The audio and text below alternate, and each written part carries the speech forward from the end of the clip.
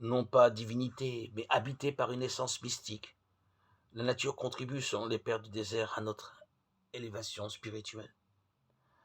Abba, pourquoi es-tu aussi attentif à contempler la nature demanda un disciple à un père du désert.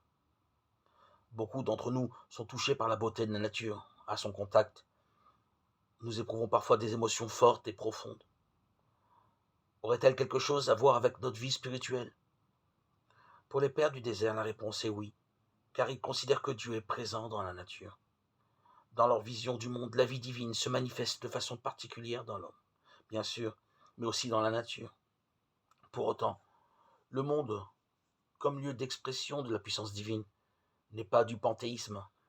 La nature n'est pas une divinité, mais elle est traversée par l'énergie divine. À côté de sa fonction nourricière, la nature participe à l'élévation spirituelle de l'homme.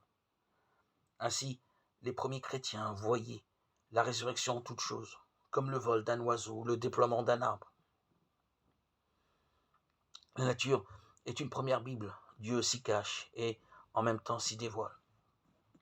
La nature peut être vue de l'intérieur et cette connaissance spirituelle ne vient pas remplacer mais compléter ce qu'en dit la science rationnelle. Et pour y entrer, les pères prescrivaient la contemplation de la nature. Pour eux, l'homme n'est pas là pour dévorer le monde, mais pour y déceler l'essence spirituelle qui y habite. Nous sommes invités à voir dans la beauté comme un marchepied pour s'élever vers le spirituel. Pour les pères, la contemplation est la sensation des mystères divins cachés dans les choses. À l'heure de l'urgence écologique, les pères nous invitent non seulement à respecter la planète, mais encore à entrer en relation avec elle.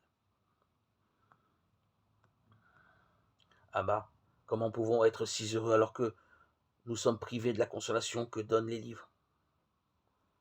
Il répondit, mon livre, c'est la nature des êtres, et quand je veux lire les paroles de Dieu, ce livre est toujours devant moi, sous mes yeux.